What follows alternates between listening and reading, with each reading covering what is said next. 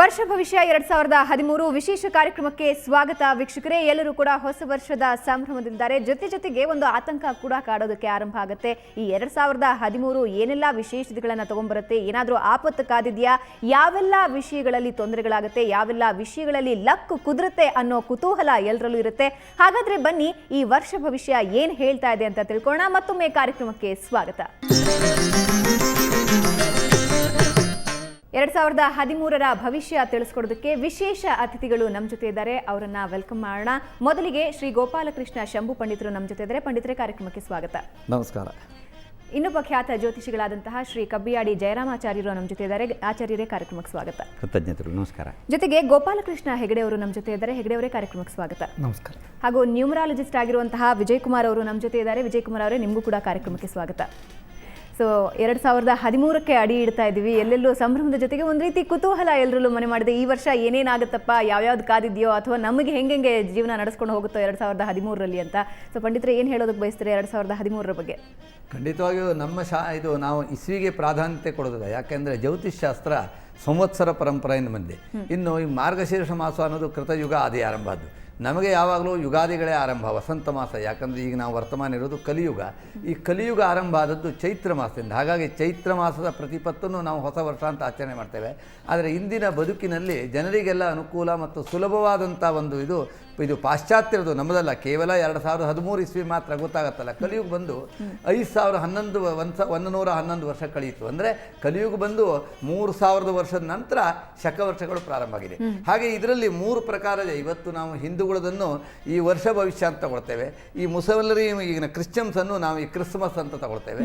ಹಾಗೆ ಮುಸಲ್ಮಾನರದು ಇದೆ, ಅದು ಸಹ ಶಕವರ್ಷ ಅನ್ನುವಂಥದ್ದೇ ಇದೆ. ನಮ್ಮ ಪಂಚಾಂಗ ಜ್ಯೋತಿಷಕಾರರು ಹಿಂದೆಲ್ಲ ಇದು 3 ಹಾಕ್ತಾ ಇದ್ರು. ಯಾಕೆಂದರೆ ಈ ಕ್ರಿಸ್ಮಸ್ಗಿಂತ ಹೆಚ್ಚು ಜ್ಯೋತಿಷ್ಶಾಸ್ತ್ರದಲ್ಲಿ ಆ ಮುಸ್ಲಿಂ ಆ ದಿನಗಳು ಸಹ ಬಹಳ ಮುಖ್ಯ. ಅದನ್ನು ಹಾಕ್ತಾಯಿದ್ರು, ಆ ತಾರೀಕು ದಿನಾಂಕಗಳು, ಅವರ ವಿಶೇಷ ದಿನಗಳು ಎಲ್ಲವೂ ಯಾವುದೇ ಲೆಕ್ಕಾಚಾರದಲ್ಲಿ ಮಾಡಿದ್ರು ಒಂದು ವರ್ಷ ಅಂದರೆ 360 ದಿವಸ. ಇನ್ನು ಕೆಲವು ಸೌರಮಾನ ಪ್ರಕಾರ 365 ದಿವಸ, ಚಾಂದ್ರಮಾನ 360, ಸಾವನ ಮತ್ತು ನಕ್ಷತ್ರಮಾನ ಹೀಗೆಲ್ಲ ಇದೆ. 324 ದಿವಸಕ್ಕೆ ಒಂದು ವರ್ಷ ಆಗುವಂತಹದ್ದು ಇದೆ. ಇಲ್ಲಿ ಪ್ರಸ್ತುತ ಅಂದರೆ ಇಂಗ್ಲೀಷ್ ಪ್ರಕಾರ 360 ದಿವಸ ಆದ ಕೂಡಲೇ ಒಂದು ವರ್ಷ ಅಂತ ಹೇಳ್ತೇವೆ. ಆದ್ದರಿಂದ ಈಗ 360 ದಿವಸ ಅವರು ಯಾವಾಗ ಪ್ರಾರಂಭ ಮಾಡಿಕೊಂಡು ಅಂದರೆ ನಮ್ಮ ಕೃತಯುಗ ಆರಂಭವಾದಂಥ ಮಾರ್ಗಶೀರ್ಷ ಮಾಸದಲ್ಲಿ ಈ ಕ್ರಿಸ್ತಿಶಕ ಅನ್ನುವಂಥದ್ದು ಆರಂಭ ಆಯಿತು. ಹಾಗಾಗಿ ಈ ಮಾರ್ಗಶೀರ್ಷ ಮಾಸ ಅನ್ನೋದು ನಾವು ಸ್ವಾಗತ ಮಾಸ. ಯಾಕಂದರೆ ಯುಗ ಆರಂಭ ಆದದ್ದು, ಕೃತಯುಗ ಆರಂಭ ಆದ್ದು ಮಾರ್ಗಶೀರ್ಷ ಮಾಸದಲ್ಲಿ. ಹಾಗಾಗಿ ಕೃತಯುಗ ಆರಂಭವಾದಂಥ ಮಾರ್ಗಶೀರ್ಷ ಮಾಸ ಅಂತೆ ನಾವು ಸ್ವಾಗತ ಮಾಡಬೇಕು, ಯುಗ ಆರಂಭ ಅಂತ. ಇನ್ನು ಇವತ್ತು ವ್ಯವಹಾರದಲ್ಲಿ ಜನಸಾಮಾನ್ಯರಿಗೆ, ಇದು ಜ್ಯೋತಿಷಿಗರಿಗೆ, ಧಾರ್ಮಿಕ ಚಿಂತಕರಿಗೆ ಇದು ಹೊಸ ವರ್ಷ ಅಲ್ಲ. ಆದರೂ ಜನಸಾಮಾನ್ಯರಿಗೆ ಏನಾಗಿದೆ ಅಂತಂದರೆ ಈ ಯುಗ 2012 ಕಳೀತು, 2013ನೇ ಪ್ರಾರಂಭ ಅಂತ ಬರ್ತದೆ ಅಂತ. ಆದರೆ ಇದು ನಮ್ಮ ಜ್ಯೋತಿಷ್ಶಾಸ್ತ್ರ ಪ್ರಕಾರ 2011 ಆಗಲಿ, 12 ಆಗಲಿ, 13 ಆಗಲಿ, 14 ಆಗಲಿ ಯಾವುದು ಬಂದರೂ ಸಹ ಅದು ದೋಷ ಅಲ್ಲ. ನಮ್ಮ ಶಾಸ್ತ್ರದಲ್ಲಿ ಎಲ್ಲ ಸಂಖ್ಯೆಯೂ ಸಮಾನ ಸಂಖ್ಯೆ ಅಂತ ಹೇಳಿದ್ದೇವೆ. ನಮ್ಮಲ್ಲಿ ಎಲ್ಲ ಸಂಖ್ಯೆಗೂ ಒಂದೇ ರೀತಿ ಮಹತ್ವ ಕೊಟ್ಟಿದ್ದಾನೆ. 1ಕ್ಕಿಷ್ಟು, 3ಕ್ಕಿಷ್ಟು, 5ಕ್ಕಿಷ್ಟು ಅಂತಿಲ್ಲ. ಯಾಕೆಂದರೆ ಈ ಸಂಖ್ಯಾಶಾಸ್ತ್ರ ಅನ್ನೋದು ವೇದದಲ್ಲಿ ಬಂದಿದೆ, ವೇದದ ಪರಿಮಿತಿಯಲ್ಲಿ ಬಂದದ್ದು. ಅಲ್ಲೊಂದು ಮಂತ್ರವನ್ನು ಹೇಳ್ತಾರೆ, ಅಸಂಖ್ಯಾತ ಸಹಸ್ರಾಣಿ ಸ್ಮರ್ಯತೆ ನ ಚ ದೃಶ್ಯತೆ ಏವಮೇ ತನ್ನಿಬೋಧ. ತಾರಣ್ಯಕಲ್ಲಿ ಬರ್ತದೆ ಸಂಖ್ಯಾಪದ ಅನ್ನೋದು ಅಸಂಖ್ಯ. 1, 2, 10, 100, 1000 ಅನಂತ ಅಸಂಖ್ಯಾತ. ಆದ್ದರಿಂದ ಈ ಸಂಖ್ಯಾಕ ಮಹತ್ವ ಯಾವಾಗೂ ನಮ್ಮಲ್ಲಿ ಕೊಟ್ಟಿಲ್ಲ. ಆದ್ದರಿಂದ ಸಂಖ್ಯೆ ಅನ್ನೋದು ಅಸಂಖ್ಯ. ಅದಕ್ಕೆ ನಾವು ನೋಡ್ಲಿಕ್ಕೆ ಸಿಗೋದಿಲ್ಲ. ಹೇಳ್ಕೊಳ್ಬೋದು 1,33,75,313 ಅಂತ ಬಾಯಲ್ಲಿ ದಿಢನ್ನು ಹೇಳಿಬಿಡ್ಬೋದು. ಆದರೆ ಅದನ್ನು ಅಷ್ಟು ಸುಲಭವಾಗಿ ಬರೀಲಿಕ್ಕಾಗಲಿ ಹೇಳಲಿಕ್ಕಾಗಲಿ ಆಗೋದಿಲ್ಲ. ಆದ್ದರಿಂದ ಸಂಖ್ಯಾಶಾಸ್ತ್ರದ ಪ್ರಕಾರವಾಗಿ ನಮ್ಮ ಜ್ಯೋತಿಷ್ಯ ಗಣನೆ ಮಾಡಿಲ್ಲ. ಜ್ಯೋತಿಷ್ಯಕ್ಕೆ ಗಣಿತಶಾಸ್ತ್ರ ಅಂತ ಒಂದು ಇದೆ. ಆದರೆ ನಮ್ಮ ಜ್ಯೋತಿಷ್ಶಾಸ್ತ್ರ ಏನು ಹೇಳ್ತದೆ ಅಂದರೆ ಇದು ಇಸ್ವಿ ಆರಂಭ 2013, ಇದು 2012 ಹೇಗಿತ್ತು ಹಾಗೇನೆ. ಇನ್ನು ನಮ್ಮ ವತ್ಸರ ಫಲವನ್ನು ನಾವು ಹೇಳಬೇಕು ಅಂತಾದರೆ ಯುಗಾದಿ ಆದಮೇಲೆ ಹೇಳ್ತೇವೆ. ಯುಗಾದಿ ನಂತರ ನಾವು ಆ ಸಂವತ್ಸರದ ರಾಜ, ಮಂತ್ರಿ ಇತ್ಯಾದಿಗಳನ್ನ ಹೇಳ್ತೇವೆ. ಓಕೆ, ಅದ್ರ ಬಗ್ಗೆ ನಿಮ್ಮ ಜೊತೆ ಮಾತಾಡ್ತೀನಿ. ಸೊ ಆಚಾರ್ಯರೇ, 2013 ಹೊಸ ವರ್ಷಕ್ಕೆ ನಾವು ಎಂಟ್ರಿ ಕೊಡ್ತಾ ಇದ್ದೀವಿ. ಸೊ ಜನಸಾಮಾನ್ಯರಲ್ಲಿ ಎಲ್ಲೋ ಒಂದು ಕುತೂಹಲ. ಸೊ 2013ರ ಬಗ್ಗೆ ಏನು ಹೇಳೋದಕ್ಕೆ ಬಯಸ್ತೀರಾ? ಒಂದನೆಯದಾಗಿ ಸಮಸ್ತ ವೀಕ್ಷಕ ಬಾಂಧವರಿಗೆ 2013ರ ಹೊಸ ವರ್ಷದ ಆಗಾಮಿ ಸಂವತ್ಸರವನ್ನು ಅತ್ಯಂತ ಆನಂದದಿಂದ ಸ್ವಾಗತಿಸೋಣ ಅಂತ ಹೇಳ್ತಾ, ಎಲ್ಲರಿಗೂ ಅವರ ಜೀವನದಲ್ಲಿ ಸಕಲ ಸುಖ ಸಮೃದ್ಧಿ ಬರಲಿ. ನಾಯಕರು, ಜನನಾಯಕರು, ಜನಸಾಮಾನ್ಯರು ಎಲ್ಲರೂ ಸುಖ ಸಂತೋಷ ಸಮೃದ್ಧಿಯೊಂದಿಗೆ ಯಶಸ್ವಿ ಪಥದಲ್ಲಿ ಸಂತೃಪ್ತಿಯೊಂದಿಗೆ ಬದುಕುವಂಥ ಸುಯೋಗವನ್ನು ಎಲ್ಲರಿಗೂ ದೇವರು ಕರುಣಿಸಲಿ ಅನ್ನುವಂಥ ಶುಭ ಹಾರೈಕೆಯೊಂದಿಗೆ ಕಾರ್ಯಕ್ರಮ ಪ್ರಾರಂಭ ಮಾಡೋಣ. 2 ಸಂವತ್ಸರಗಳಾಗಿ 2013ನೇ ಇಸ್ವಿ ಜನವರಿ 1ನೇ ತಾರೀಕಿನಿಂದ ಡಿಸೆಂಬರ್ 31ನೇ ತಾರೀಕು, ಡಿಸೆಂಬರ್ನ ಕೊನೆಯವರೆಗಿನ ಇದರಲ್ಲಿ ಒಟ್ಟು 2 ಸಂವತ್ಸರಗಳು ಬರ್ತವೆ, ನಂದನ ಸಂವತ್ಸರ ಮತ್ತು ವಿಜಯ ಸಂವತ್ಸರ.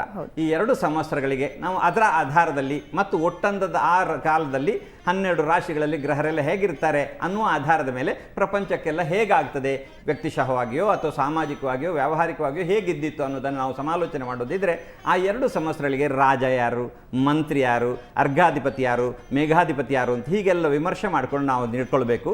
ಹೇಗೆ ನಂದನ ಸಂವತ್ಸರದಲ್ಲಿ ನಾವು ಈ ಹಿಂದೆಯೇ ನಾವು ಹೇಳಿದ್ದೇವೆ, ಅದಕ್ಕೆ ಅಧಿಪತಿ ಶುಕ್ರ ರಾಜನಾಗಿರ್ತಾನೆ, ಅವನೇ ಮಂತ್ರಿಯೂ ಆಗಿರ್ತಾನೆ, ಗುರು ಮೇಘಾಧಿಪತಿ ಆಗಿರ್ತಾನೆ, ಚಂದ್ರ ಸಸ್ಯಾಧಿಪತಿ ಆಗಿರ್ತಾನೆ ಅಂತ. ಹಾಗೆ ಈಗ ವಿಜಯ ಸಂವತ್ಸರದಲ್ಲಿ ಇದರಲ್ಲಿ ರಾಜ ದೇವಗುರು, ಗುರು ರಾಜನಾಗಿರ್ತಾನೆ, ಶನಿ ಮಂತ್ರಿ ಆಗಿರ್ತಾನೆ, ಹೀಗೆ ಬೇರೆ ಬೇರೆ ಅದರಲ್ಲಿ ಅರ್ಘಾಧಿಪತಿ ಶುಕ್ರ ಆಗಿರ್ತಾನೆ. ಹೀಗೆಲ್ಲ ಇರುವುದರಿಂದ ಅದಕ್ಕೆಲ್ಲ ಹೇಗಾಗ್ತದೆ ಅನ್ನೋದನ್ನು ನಾವು ವಿಮರ್ಶೆ ಮಾಡ್ಕೊಂಡು ಹೇಳಲಿಕ್ಕಾಗ್ತದೆ. ಓಕೆ, ಹೆಗ್ಡೆ ಅವರು ಏನು ಹೇಳೋದಕ್ಕೆ ಬಯಸ್ತಾರೆ? 2013 ಜ್ಯೋತಿಷ ಶಾಸ್ತ್ರದ ಹಿನ್ನೆಲೆಯಲ್ಲಿ ಈ ವರ್ಷದ 2013ನ ವರ್ಷದ ಪೂರ್ವಾರ್ಧದಲ್ಲಿ ಗುರುವು ವೃಷಭ ರಾಶಿಯಲ್ಲೇ ಇರ್ತಾನೆ ಹಾಗೂ ಉತ್ತರಾರ್ಧದಲ್ಲಿ ಮಿಥುನ ರಾಶಿಗೆ ಹೋಗ್ತಾನೆ.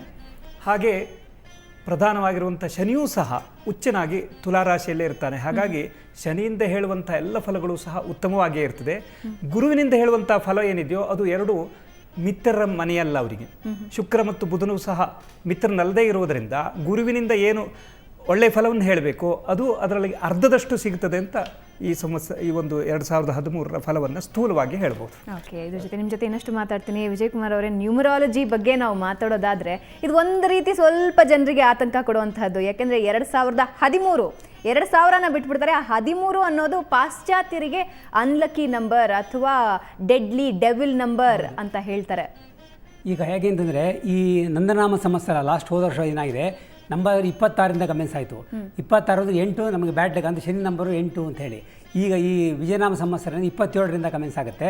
27 ನಂಬರ್ 1 ನಕ್ಷತ್ರ ಅಶ್ವಿನಿ ನಕ್ಷತ್ರನೇ ಬಂದಿದೆ. ಆವಾಗ ಉತ್ತರಾಭದ್ರ ನಕ್ಷತ್ರ ಆಯಿತು, ಅದು 8 ನಂಬರು, ಅದು 8 ಎಲ್ಲ 8. ಇವಾಗಿದು ಅಶ್ವಿನಿ ನಕ್ಷತ್ರ 1 ಮತ್ತು ಇವು ಯಾವುದು ವಿಜಯನಾಮ ಸಂವತ್ಸರ 27. ಅಂದರೆ ಜನಗಳಿಗೆ, ನಮಗೆ ಗೊತ್ತಿರೋ ಹಾಗೆ ಜನಗಳಿಗಂತ ಸುಭಿಕ್ಷೆ ಆಗಿ ಯಾವ ಥರ ಅಂದರೆ ಈ ಹೋದ ವರ್ಷ ಆದ ಗಲಾಟೆ ಈ ವರ್ಷ ಆಗೋದಿಲ್ಲ. ಅಂದರೆ ಈ ಯುಗಾದಿ ಆದಮೇಲೆ ಯಾವೊಂದು ಇದು ಬರೋದಿಲ್ಲ. ಆದರೆ ಅಪ್ ಟು ಮಾರ್ಚ್ ಏಪ್ರಿಲ್ ತನಕವೇ ಈ ಥರ ಪ್ರಾಬ್ಲಮ್ ಇದ್ದೇ ಇರುತ್ತೆ. ಅದಕ್ಕೆ ನಮ್ಮಲ್ಲಿ ಯಾವ ಶಾಸ್ತ್ರ ಚೇಂಜಸ್ ಏನಿಲ್ಲ. ಇವಾಗ ಮನೆ ರಾಹುಕೇತುಗಳು ಆಗಿರೋದ್ರಿಂದ ಸ್ವಲ್ಪ ಎಲ್ಲ ಬದಲಾವಣೆ ಆಗುತ್ತೆ. ಅಂದರೆ ಸರ್ಕಾರದಲ್ಲಿ ಬದಲಾವಣೆ ಆಗ್ಬೋದು, ಮಾನಸಿಕವಾಗಿ. ಅಂದರೆ ಇಲ್ಲಿ ಒಂದು ಸರ್ಕಾರ ಏನು ಗಲಾಟೆ ನಡೀತಾ ಇದೆ, ಅರ್ಧ ವರ್ಷ ಹೌದು, ಒಂದು 3 ತಿಂಗಳಲ್ಲಿ ಏನಿದೆ ಜನರಲ್ ಪ್ರಾಬ್ಲಮ್ ಆಗೇ ಎಲ್ಲರಿಗೂ ಪ್ರಾಬ್ಲಮ್ ಆಗುತ್ತೆ. ಇದ್ರ ಬಗ್ಗೆ ನಿಮ್ಮೆಲ್ಲರ ಜೊತೆ ಮತ್ತಷ್ಟು ಮಾತಾಡ್ತೀನಿ. ಸೊ ವೀಕ್ಷಕರೇ, 2013ರ ಭವಿಷ್ಯ ತಿಳ್ಕೊಳ್ಳೋದಕ್ಕೆ ನಿಜವಾಗ್ಲೂ ಕಾತರರಾಗಿರ್ತೀವಿ. ಜೊತೆಗೆ ರಾಶಿ ಭವಿಷ್ಯಗಳು ಏನು ಹೇಳುತ್ತೆ ಅನ್ನೋ ಕುತೂಹಲನೂ ನಿಮ್ಗಿರುತ್ತೆ. ಆದರೆ ಅದಕ್ಕೂ ಮುಂಚೆ ಒಂದು ಚಿಕ್ಕ ಬ್ರೇಕ್.